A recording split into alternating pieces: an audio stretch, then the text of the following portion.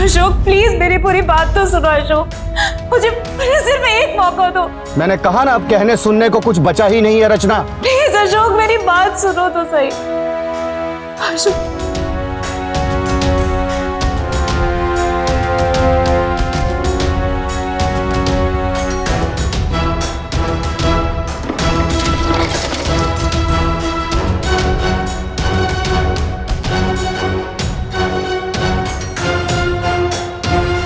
मैं तुमसे बात नहीं करना चाहता हूं रचना। मैंने तुमसे आखिरी बार बात करने के लिए फोन किया। क्या? ईशू से कहना कि मैं उससे बहुत प्यार करती हूँ। बाय अशोक। रचना, रचना! अपर मिडिल क्लास परिवार की रचना सेनगुप्ता पेशे से स्कूल टीचर थे। उनके पति अशोक सेनगुप्ता एक बहुत बड़े बैंकर थे। जाहिर है आर्थिक रूप से संपन्न इस परिवार में मौलिक सुविधाएं हासिल करने की कोई जंग नहीं थी। तो फिर पति पत्नी के बीच ये कैसी जंग थी? रचना ने अशोक को आखिरी फोन क्यों किया? इन दोनों के वैवाहिक जीवन में ऐसा क्या गलत हो गया था कि रचना को इतना कठोर कदम उठाने पर मजबूर होना पड़ा?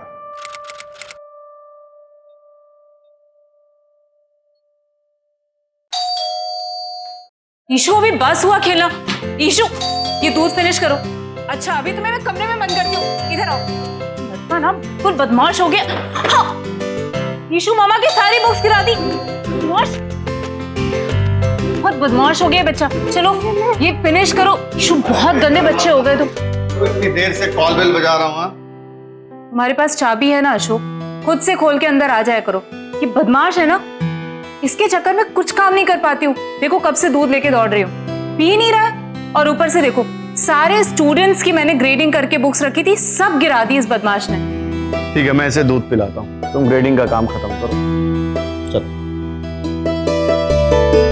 क्यों बदमाशी कर रहा था? मम्मा को तंग करता है? ऋषभ याद है तुम्हें? ऋषभ? वो हमारा कॉलेज फ्रेंड। वो क्या है, कोई नया बिजनेस डाल रहा है तो उसके लिए लोन के सिलसिले में वो हमारे बैंक में है।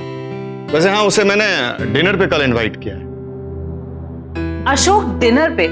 तुम्हें पता है ना अशोक, हम दोनों को सुबह जल्दी काम पर जाना होता है। अरे भाई जल्दी वाइंड अप कर लेंगे, तुम जाओ अभी से ग्रेडिंग का काम शुरू कर दो। जाओ जाओ जल्दी, चल जल्दी खत्म कर और अब सोना है। ठीक है, अब मम्मा को तंग नहीं करते बेटा।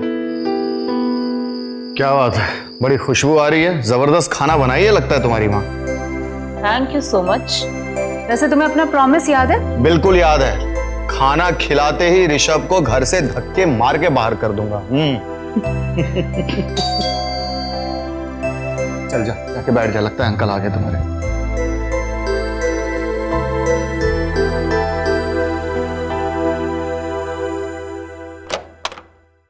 अरे क्या बात है, क्या बात है। क्या बात है, आज कुछ ज्यादा ही स्मार्ट लग रहे हो। एक मिनट, आज का मतलब? अरे भाई तू हमेशा स्मार्ट लगता है, आज थोड़ा ज्यादा लग रहा है। That's better. वैसे तू भी ठीक ठाक ही लग रहा है। हाँ वो तो पता है। वैसे मुझे एक बात बता, क्या? कि तुझ जैसे लंगूर को इतनी प्यारी बीवी कैसे मिल गई? अब भाई अपनी अपनी किस्मत है, इसमें कोई क्या कर सकता है बता। हाँ हाय रचना, हाउ आर यू? गुड। अरे अरे ये स्मार्टी कौन है भाई? भाई हमारा बेटा है, ईशान नाम है इसका। क्या बात है ईशान, हाउ आर यू? भाई बहुत कस के भूख लगी है, चल खाना खाते हैं। हाँ, आजा खाना खाते हैं। खाता ही खाना। बस बस बहुत हो गया।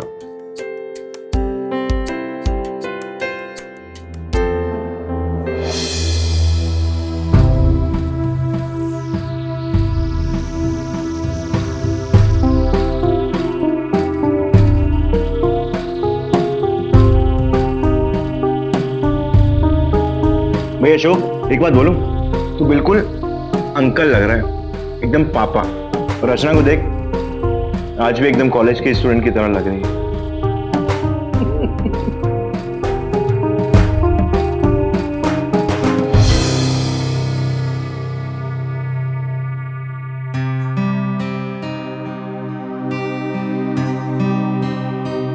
ये लीजिए। कौन? बिल्कुल।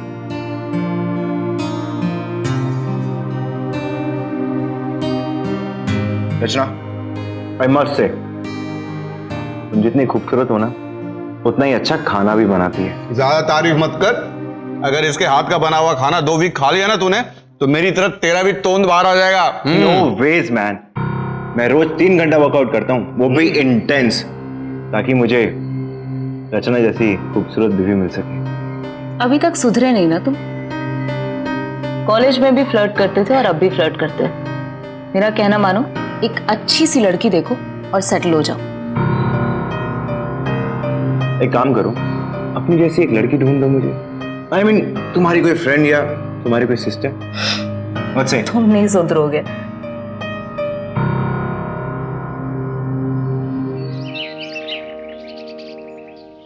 रचना प्लीज, रचना रचना। अरे उसके घर की पूरी वायरिंग जल गई है, 3 दिनों से बिजली नहीं है यार, अंधेरे में कैसे रहता। इसलिए मैंने कह दिया कि मेरे घर आके मेरे साथ रह लो। बेकार की बातें मत समझाओ अशोक, तुम्हें तो कोई फर्क पड़ता नहीं है। सुबह उठते हो और ऑफिस चले जाते हो। स्कूल से आके सारा काम अकेले मुझे करना पड़ता है।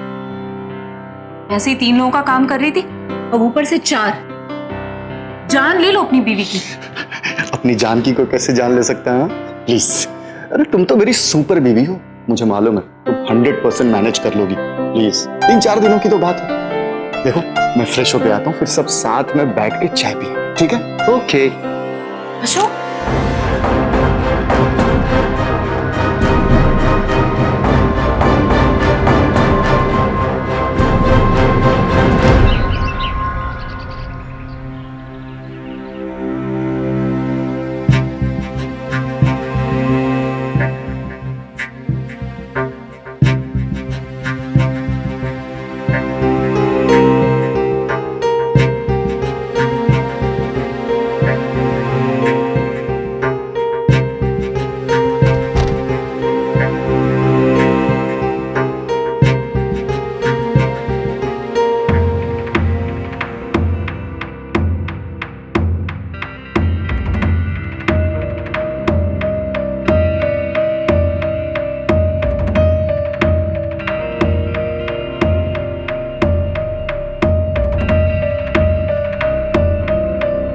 रचना मैं बहुत लेट हो चुका हूँ, जल्दी से मेरे लिए नाश्ता बनाओ, समझी?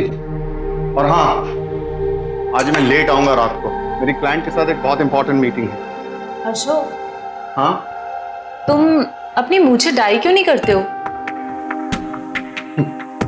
आजकल तो सब लोग डाई करते हैं। और ये देखो, चश्मा, पता नहीं कौन से जमाने का फ्रेम है।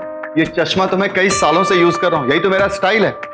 फिर भी अशोक, लगता है ऋषभ से मिलवा के ना मैंने बहुत बड़ी गलती की।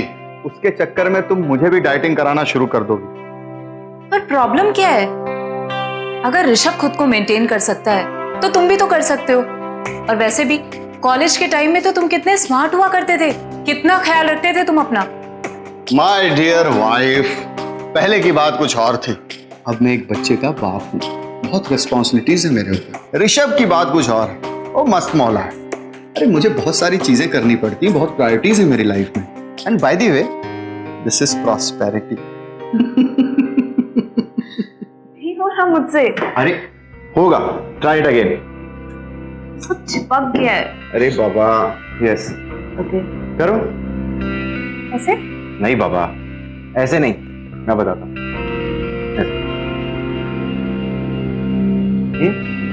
Now try. एक बार बनाना सीख गई ना, तो कम से कम हफ्ते में 2 बार जरूर बनाओ।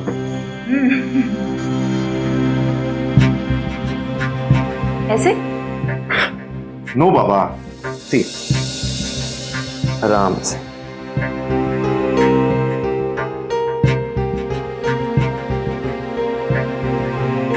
Nice and soft.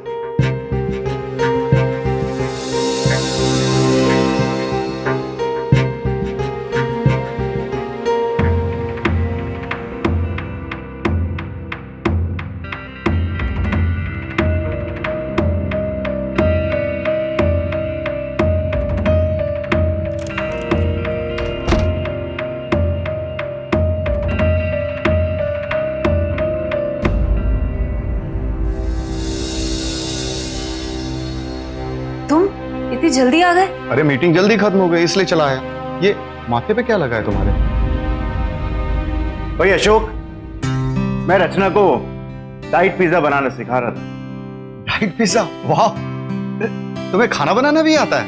ऐसे कितने सारे टैलेंट है मुझ में जो तुम्हें अभी तक पता भी नहीं। मैं जल्दी से फ्रेश होके आता हूँ, मुझे बहुत भूख लगी है। फिर मुझे डाइट पिज्जा खिलाना, ठीक है?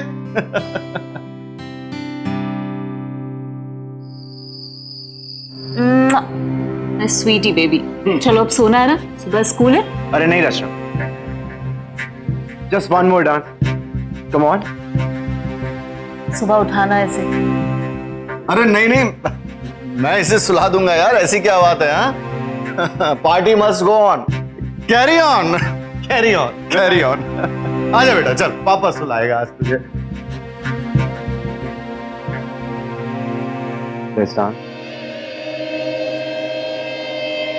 रचना और ऋषभ एक दूसरे को कॉलेज के जमाने से जानते थे और बहुत अच्छे दोस्त भी थे। ये बात अशोक को भी पता थी, इसलिए उसे रचना और ऋषभ के बीच नजदीकियों से कोई एतराज नहीं था, क्योंकि उसे यकीन था कि उनके बीच ये रिश्ता महज दोस्ती और हंसी मजाक का है, और साथ ही उसे अपनी पत्नी पर पूरा भरोसा भी था।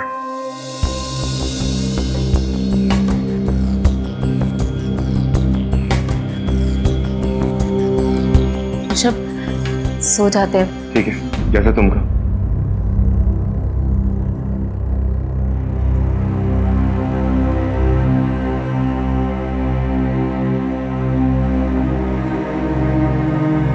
बहुत मजा आया, कॉलेज के दिनों की याद आ गई। हाँ, पर कॉलेज को तो कितने साल बीत गए, मुझे तो कुछ भी याद नहीं है। याद दिलाऊं? कुछ फोटोज है मेरे पास।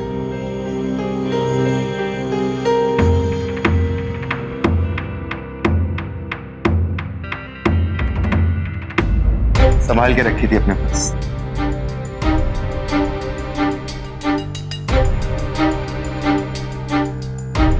रचना,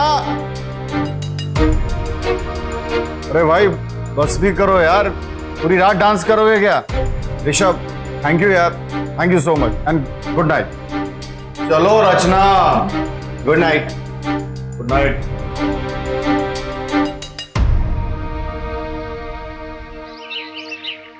डॉक्टर कह रहे थे तुम्हारी शुगर फिर से बहुत बढ़ गई है। दवाइयां यहाँ पर रख रही हूँ, टाइम से खा लेना। और हाँ, मुझे फोन करते रहना, वरना मुझे तुम्हारी चिंता लगी रहेगी।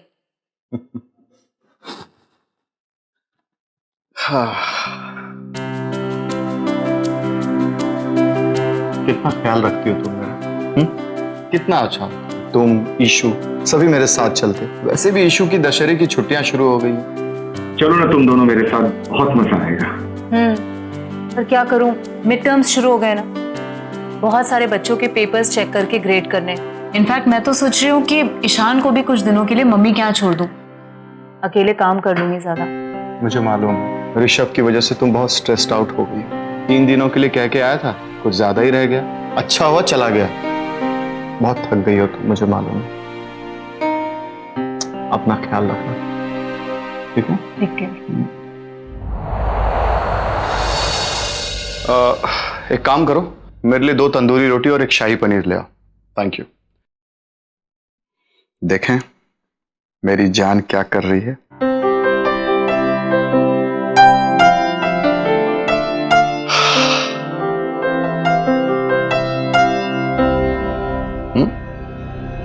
फोन क्यों नहीं उठा रही है? चलो बाद में करता हूं।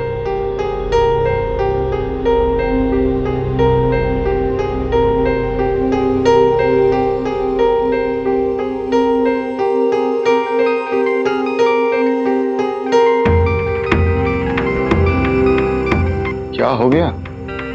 फोन क्यों नहीं उठा रही है?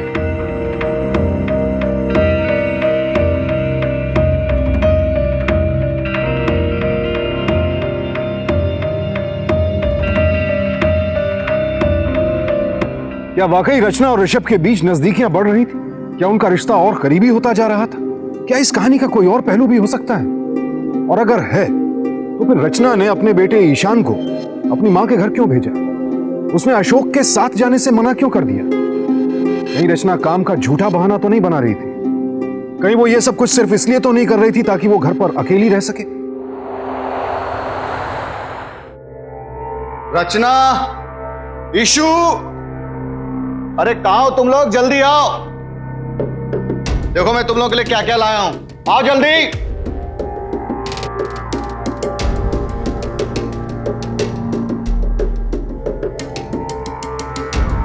अच्छा, क्या बात कर रहे हो? हाँ।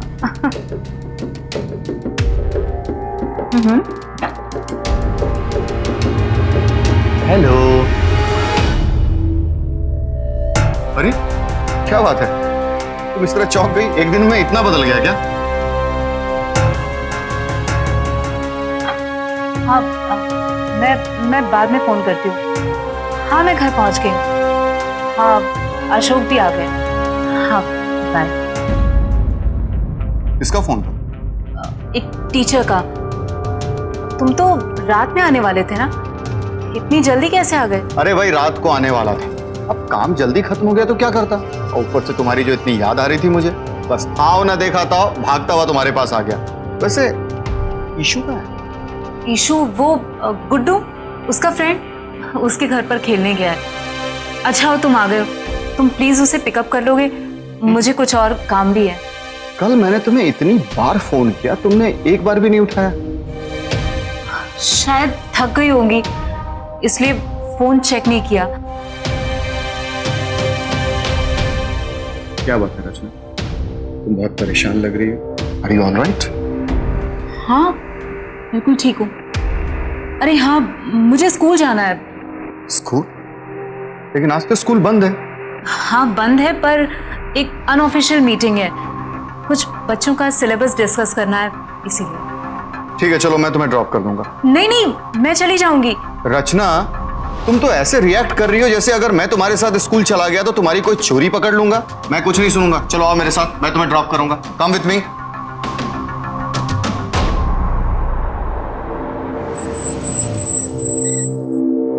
थैंक्स। रचना, अगर तुम्हारी मीटिंग जल्दी खत्म हो जाती है तो मैं तुम्हें पिक भी कर लूंगा। नहीं नहीं, उसकी कोई जरूरत नहीं है।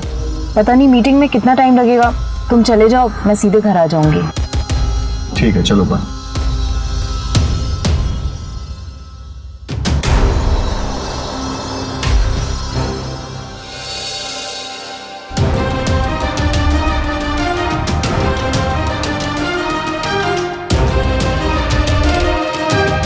Hotel RR।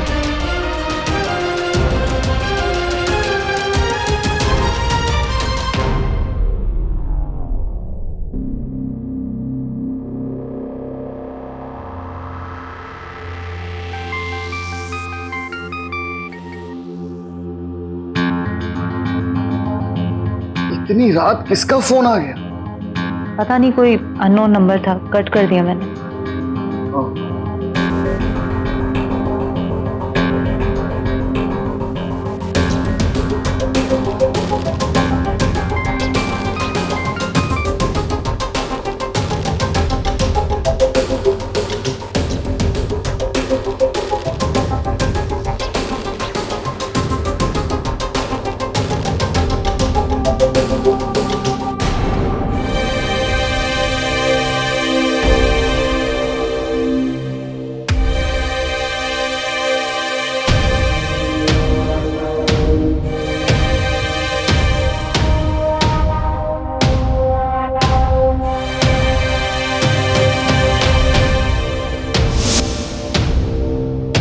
अशोक वापस आ गया। ने फोन क्यों किया यहाँ पर? तुम्हारी बहुत याद आ रही थी रचना। मैं सिर्फ इतना ही चाहता हूँ कि तुम हमेशा मेरे पास रहो। कल तुम मुझसे मिलने आ रही हो, आओगी ना? ठीक है, मैं कोशिश करूंगी। कोशिश नहीं, देखो अगर तुम नहीं आओगी तो मैं वहां तुमसे मिलने आ जाऊंगा। तुम जानती हो ना तुम्हें कितना मिस करता हूँ मैं। अच्छा ठीक है, मैं बाद में कॉल करूंगी।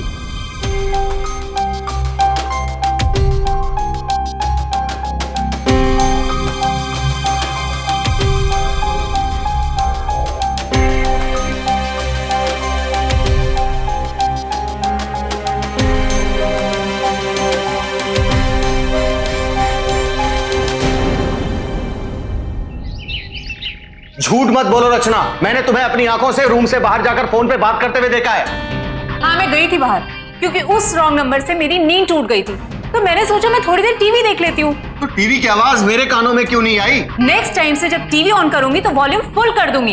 एक तो मैं सोचती हूँ कि तुम्हारी नींद डिस्टर्ब नहीं हो, इसलिए मैंने धीमे वॉल्यूम पे देखा, और ऊपर से तुम मुझे ही बोल रहे देखो, हो। बात मत बदलो। पति हूँ तुम्हारा, मुझे अच्छी तरह से मालूम है कि तुम मुझसे झूठ बोल रही हो। तो मैं भी तुम्हारी पत्नी हूँ, कोई चोर नहीं। और अब ये जासूसी करना बंद करो प्लीज। और वैसे भी अब मुझसे कोई और सवाल मत पूछना।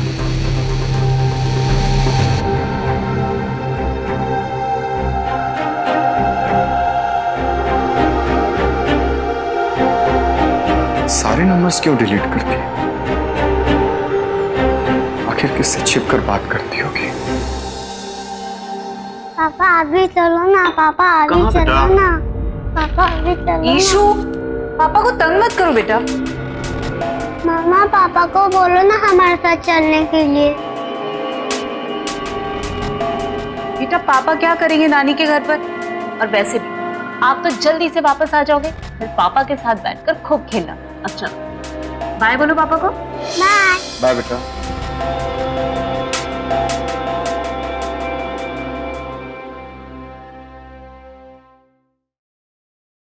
साहब खाना टेबल पर लगा दिया है, मैं जाऊं?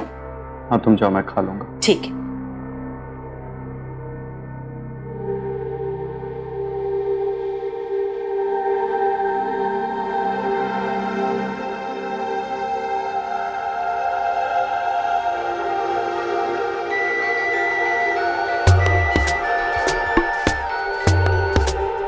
हेलो।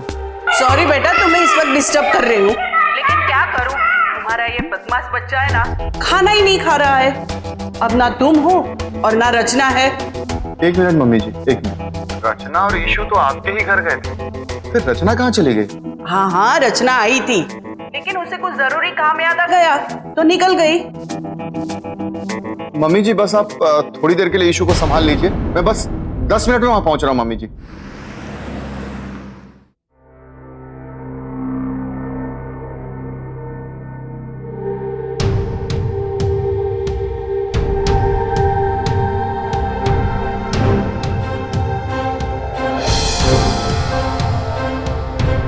क्या हुआ? ईशु का सब ठीक है ना? मम्मी के घर गई तो पता चला तुम ईशु को लेकर आ गए हो। कब से तुम्हें फोन कर रही हूँ। यही क्वेश्चन मुझे तुमसे पूछना चाहिए रचना। मम्मी तुम्हें कांस्टेंट फोन कर रही हैं। ईशु रोए जा रहा था, चुप होने का नाम ही नहीं ले रहा था। तुम यहाँ से कह के गई कि तुम मम्मी के घर जा रही हो, लेकिन वहां से तुम कहाँ चली गई? हाँ? किसके साथ गई? कौन था तुम्हारे साथ? निशा के साथ थी। कहने लगी एक कप कॉफी पीने मेरे घर चलो, तो मैं चली गई। और बातों बातों में कब वक्त बीत गया मुझे पता ही नहीं चला, और मेरा फोन साइलेंट पे था। इसमें इतना ओवर रिएक्ट करने की क्या जरूरत है? Over react? और मैं? ऑफ कोर्स तुम ओवर रिएक्ट कर रहे हो। अब मैं कहाँ जाती हूँ, किससे मिलती हूँ, मैं एक एक चीज एक एक समय का हिसाब नहीं दे सकती तुम्हें। और वैसे भी मैं पिछले कुछ दिनों से देख रही हूँ तुम मुझ पर शक कर रहे हो क्या गया तुम्हें? मुझे या तुम्हें रचना? मैं देख रहा हूँ पिछले कुछ दिनों से तुम बिल्कुल अलग बिहेव कर रही हो। ऐसा लग रहा है मानो जैसे तुम मुझसे कुछ छिपा रही हो। तुमसे ना बात करना ही बेकार है।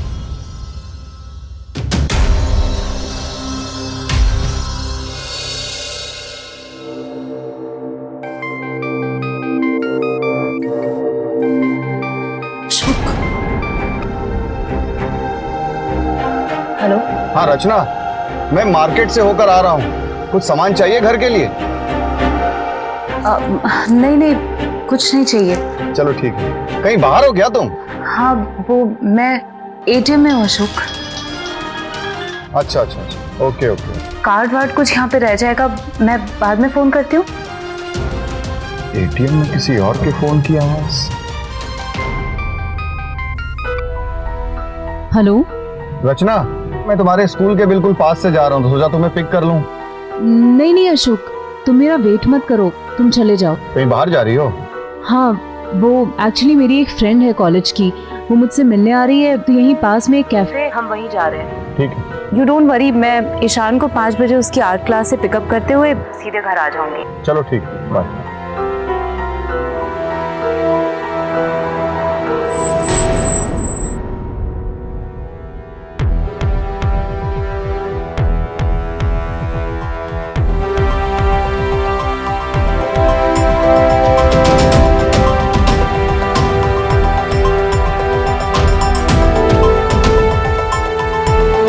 शायद रचना ठीक कह रही थी। अशोक के दिल में यह बात तीर की तरह चुभ रही थी कि उसने अपनी पत्नी की वफादारी पर शक किया। वो पत्नी जो बरसों से उसके साथ थी, उसके बच्चे की मां थी। उसे रह रहकर यही बात खाई जा रही थी कि उसकी गलती की वजह से उसके और रचना के बीच दूरियां बढ़ गई थी। रचना को ठेस पहुंची थी। वो अपनी गलती सुधारना चाहता था। उसे जल्दी ये मौका मिला भी, अपनी शादी की सालगिरह के रूप में। कुछ दिनों बाद अपनी वेडिंग एनिवर्सरी पर अशोक ने एक बहुत बड़ी पार्टी रखी।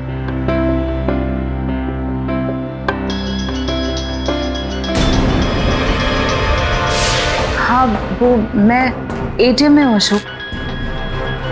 अच्छा अच्छा अच्छा। मैं बाद में फोन करती हूँ। एटीएम में किसी और के फोन की आवाज। मैं 2 मिनट में आया।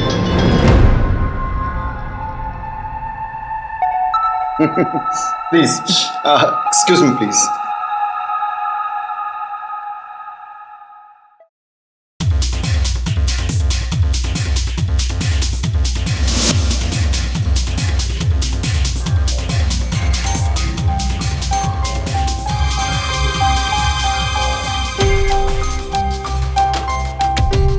जिस बात का अशोक को डर था वही हुआ।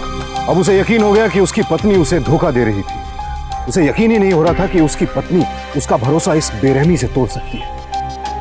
लेकिन वो जानता था कि रचना ये बात कभी कबूल नहीं करेगी और उससे बात करने का कोई फायदा नहीं। इसलिए अशोक ने इस मुद्दे को लेकर सीधे अपने वकील से मिलने का फैसला किया। अगर आप जज को यह भरोसा दिला सकें कि आपकी पत्नी का चरित्र ठीक नहीं है, या आपके पास कोई ठोस सबूत हो, और या फिर आपकी पत्नी खुद कबूल कर ले, जो कि कभी होता नहीं है, वरना ऐसे केसेस में बच्चे की कस्टडी हमेशा मां को मिलती है। लेकिन आप कोशिश तो कर सकते हैं ना। Of course.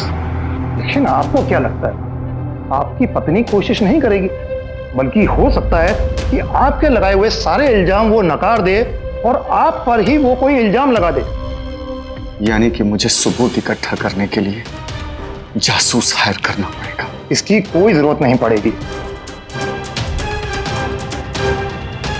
ये लीजिए। मेरे बहुत से क्लाइंट्स ऐसी सिचुएशन में ये कार्ड इस्तेमाल करते हैं।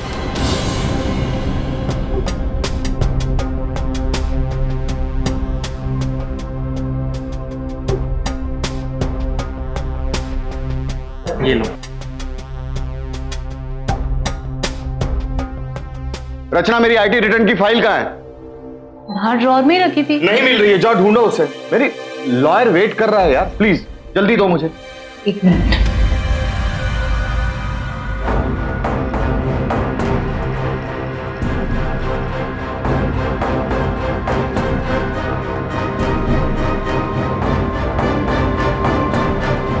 अरे यहीं पे तो रखी है, बोला था। हाँ हाँ आ रहा हूं मैं। इसमें से चेक करो, क्या ऋषभ को फोन गया था या ऋषभ का कॉल इसमें आया था?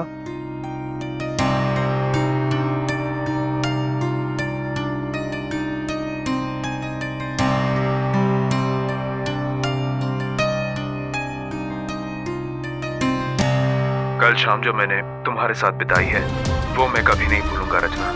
काश हम दोनों के बीच अशोक ना होता और तुम बस मेरी होती, सिर्फ मेरी।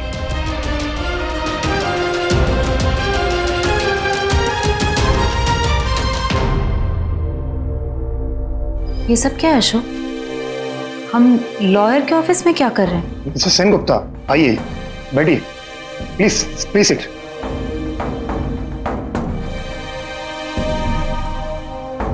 ये लीजिए। जी, आपके पति आपको डिवोर्स देना चाहते हैं। ये डिवोर्स पेपर्स हैं। आप शौक से इसे अपने वकील को दिखा सकती हैं ताकि हम इस मामले को आगे बढ़ा सकें। अशोक, ये सब क्या है अशोक? ऐसा कैसे कर सकते हो तुम? मुझसे ऐसी ऐसी कौन सी गलती हो गई? और अगर गलती हुई भी है तो एक बार बात कर सकते थे तुम मुझसे। बात करते हैं। मेरे पीठ पीछे तुम्हारे और ऋषभ के बीच ये सब कुछ कब से चल रहा? 1 वीक, 2 वीक, 6 वीक, बताओ।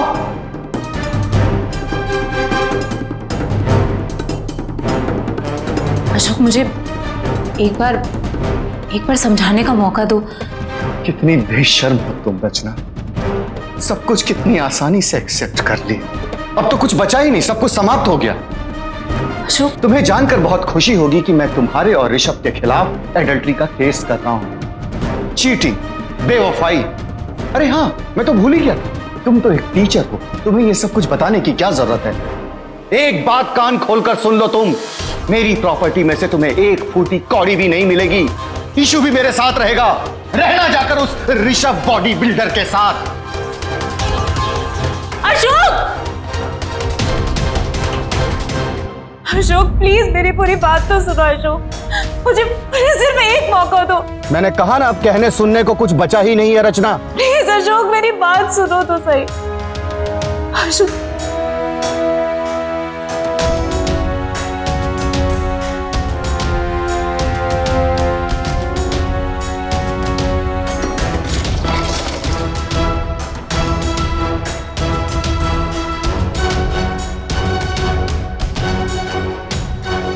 मैं तुमसे बात नहीं करना चाहता हूं रचना। मैंने तुमसे आखिरी बार बात करने के लिए फोन किया। क्या? ईशु से कहना कि मैं उससे बहुत प्यार करती हूँ। रचना, रचना!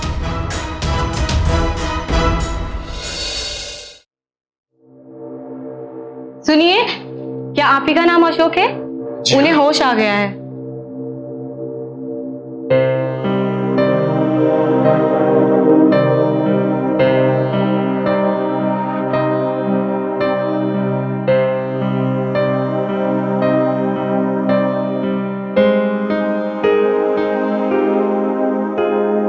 मैं और तुम ये बात अच्छी तरह से जानते हैं कि हम लोग कभी अब साथ नहीं रह सकते, लेकिन तुमने एक बार भी ईशु के बारे में नहीं सोचा। तो मैं क्या करती जब तुमने मुझ पे भरोसा नहीं किया? क्यों बचाया मुझे? मर जाने दिया होता, क्योंकि इस दुनिया में मैंने जिससे सबसे ज्यादा प्यार किया, जरूरत पड़ने पर उसने ही मुंह फेर लिया। मैंने मुंह फेर लिया? तुम्हें पता भी नहीं था कितनी तकलीफ में थी मैं। तकलीफ? कैसी तकलीफ? पिछले 2 महीने से ऋषभ मुझे ब्लैकमेल कर रहा है। ब्लैकमेल?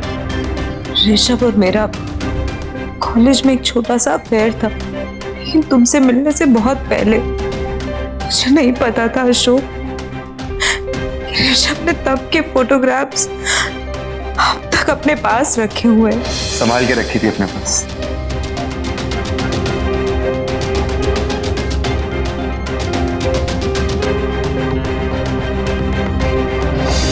और फिर जब तुम उस रात मुंबई गए तो ऋषभ ने मुझे कॉल किया। हम डिनर के साथ साथ वाइन भी पी रहे थे। मुझे नहीं पता था अशोक कि उसमें क्या मिला था, लेकिन उसे पीने के बाद मुझे चक्कर आने लगे और फिर मैं बेहोश हो गई। मुझे कुछ भी याद नहीं है। उस रात ऋषभ ने हम दोनों के कुछ ऐसे फोटोग्राफ्स लिए जिसकी मदद से वो मुझे ब्लैकमेल कर सके, और फिर उसने अपनी मनमानी शुरू कर दी। मैं उससे कुछ भी कहती तो वो मुझे डराने लगता। मैं बहुत डर गई थी अशोक। मैं तुम लोगों को खोना नहीं चाहती थी। इतना सब कुछ तुम्हारे साथ हुआ और तुमने मुझे बताया तक नहीं। अगर मैं नहीं तुम्हारी बातों में विश्वास करता तो कौन करेगा? तुम्हारे और ईशु के सिवा इस दुनिया में मेरा है ही कौन? कौन है? मुझे माफ कर, माफ कर। छोड़ूंगा नहीं मैं ईशु को, छोड़ूंगा नहीं। रचना की मर्यादा के साथ खिलवाड़ और फिर रेप, आईपीसी 376। वो तो ठीक है मिस्टर संतानी, मगर सबूत कहाँ से लाएंगे? फिलहाल हमारे पास सिर्फ रचना का बयान है और उसके बिहाफ पे हम अरेस्ट वारंट नहीं निकाल सकते। लेकिन वो मेरे पास कुछ फोटोग्राफ्स हैं जो दिखाकर वो मुझे ब्लैकमेल कर रहा था। आपके पास वो फोटो कहां से आए? उसने धमकाने के लिए मुझे ईमेल किए थे। अगर आप चाहें तो मैं आपको वो फोटोग्राफ्स दिखा सकती हूँ। Very good. ये फोटोग्राफ तो उनके खिलाफ सबसे बड़ा सबूत होंगे हमारे पास, और इसके बिहाफ पे हम उन्हें अरेस्ट कर सकते हैं।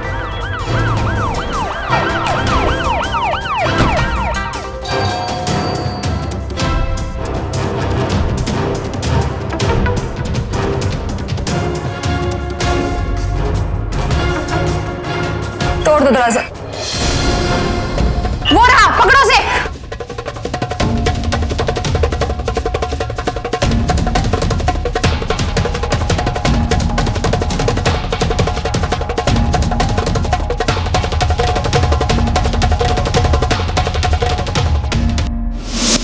नहीं इंस्पेक्टर, मैंने कुछ गलत नहीं किया है।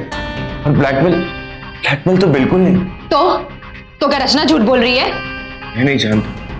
हाँ, मेरे कॉलेज में उसका अफेयर जरूर था, लेकिन बाद में वो अशोक से मिली, एक इंटेलिजेंट एमबीए, और उसको लगा कि उसकी लाइफ उसके साथ ज्यादा सिक्योर होगी, इसलिए उसने अशोक के लिए मुझे छोड़ दिया। मैम, तो क्या तुम उसका बदला अब ले रहे हो? मेरी बात का विश्वास कीजिए, ऐसा कुछ भी नहीं है।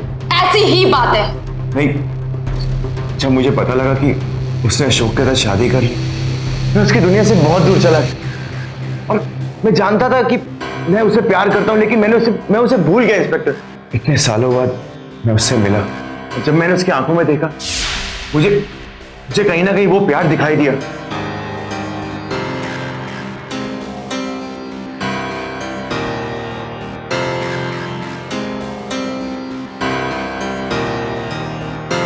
इंस्पेक्टर, उसी ने हमेशा पहला कदम उठाया। हर बार उसने मुझे अपनी तरफ खींचा।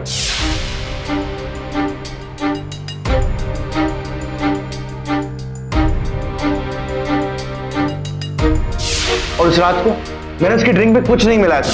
तंग आ गई हूँ मैं अपनी इस शादीशुदा जिंदगी से, जिसमें ना प्यार है ना रोमांस है। ऋषभ, मैं फिर से वही पल जीना चाहती हूँ जो मैंने तुम्हारे साथ जिए थे।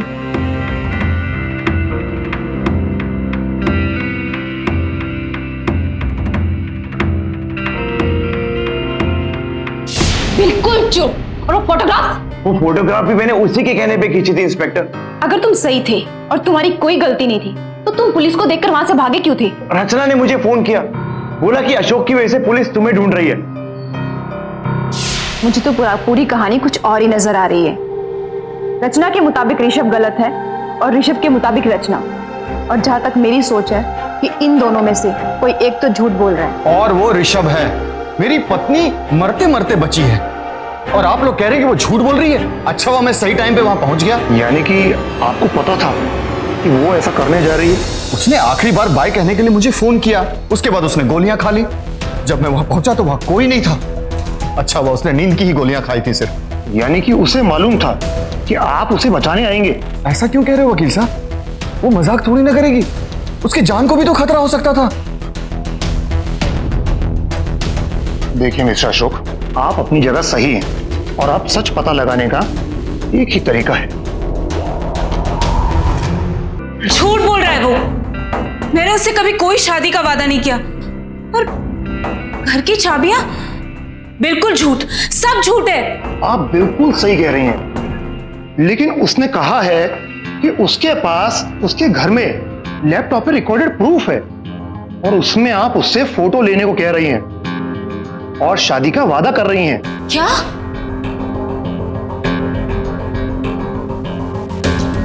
ऐसा कैसे हो सकता है? वही तो, जब आपने कुछ किया ही नहीं तो उसके बाद वो रिकॉर्डिंग आई कैसे? कल सुबह तो इंस्पेक्टर गायत्री ऋषभ के घर से वो लैपटॉप कस्टडी में ले ही लें, और तब सच अपने आप सामने आ जाएगा।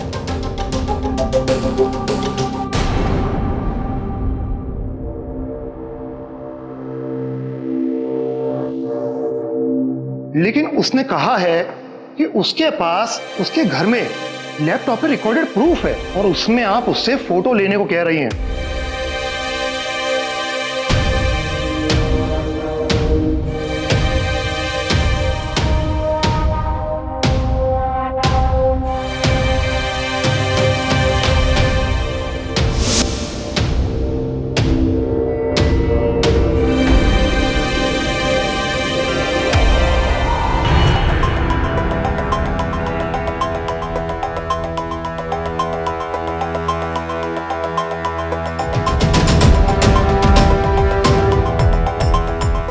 कहाँ इसमें लैपटॉप?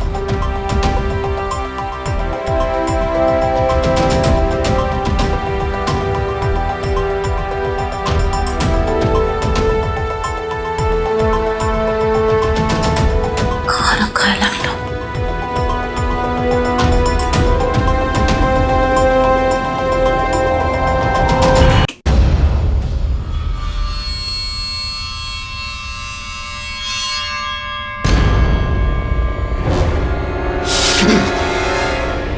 तुम्हारी जैसी औरत को थप्पड़ मारकर मैं अपने हाथ को गंदा नहीं करना चाहता हूं। मैंने तुम पर दोबारा यकीन कैसे किया? क्यों किया? अब कुछ कहने को बचा ही नहीं है। जो कहेंगे वो जज साहब कहेंगे। और एक बात कान खोलकर सुन लो, पैसे तो दूर की बात है, तुम ईशान की शक्ल भी नहीं देख पाओगी अब। मिसेस सेन गुप्ता, ऋषभ पर झूठे रेप का इल्जाम लगाने के जुर्म में आपको गिरफ्तार किया जाता है। अरेस्ट, ले चलो इन्हें। ऋषभ सेठ को आईपीसी के सेक्शन 497 के तहत एक पराई विवाहित स्त्री के साथ शारीरिक संबंध कायम करने के जुर्म में गिरफ्तार कर लिया गया। इस सेक्शन के तहत एक विवाहित स्त्री के साथ नाजायज संबंध बनाने के जुर्म में 5 साल तक की सजा या जुर्माना या फिर दोनों भुगतना पड़ सकता है। वहीं रचना सेन गुप्ता को ऋषभ सेठ पर रेप और ब्लैकमेल का इल्जाम लगाने और झूठे केसेस करने के आरोप में गिरफ्तार कर लिया गया। अशोक ने रचना से तलाक की जो अर्जी अदालत में दायर की थी, उस पर फैसला आया। अदालत ने तलाक मंजूर करते हुए ईशान की परवरिश और निगरानी की जिम्मेदारी का हक सिर्फ अशोक को दिया। और चूंकि इस केस में तलाक की वजह पत्नी की बेवफाई थी, इसलिए तलाक के बाद रचना का अशोक की कमाई और जायदाद पर कोई हक नहीं बनता था। कोई भी रिश्ता भरोसे की बुनियाद पर ही आगे बढ़ता है। भरोसा जितना मजबूत होगा, रिश्ता भी उसी रफ्तार से फलेगा फूलेगा, पूरी मजबूती के साथ। शादी का रिश्ता भी एक ऐसा अटूट रिश्ता है जिसमें पति पत्नी का एक दूसरे पर भरोसा बेहद अहम है। जहां यह भरोसा टूटा, वहीं एक हंसता खेलता परिवार ताश के पत्तों से बने घर की तरह एक पल में बिखर जाता है। यही हुआ अशोक और रचना के परिवार के साथ। रचना के बहके कदमों ने उस भरोसे को खो दिया जिस पर यह रिश्ता कायम था। जिस पत्नी ने अपने पति से जिंदगी भर प्यार का दावा, जिंदगी भर साथ निभाने का वादा किया, उसी ने विश्वास को चकनाचूर कर दिया। भरोसा वादों की झड़ी लगाने से नहीं, उन्हें निभाने से कायम रहता है। इसलिए सतर्क रहें, सावधान रहें, सुरक्षित रहें। अब मैं सुशांत सिंह आपसे विदा लेता हूं। कल फिर मुलाकात होगी जुर्म के खिलाफ जंग की ऐसी एक और बेमिसाल सच्ची कहानी के साथ। देखते रहें सावधान इंडिया, 100 दिन 100 फाइट बैक्स।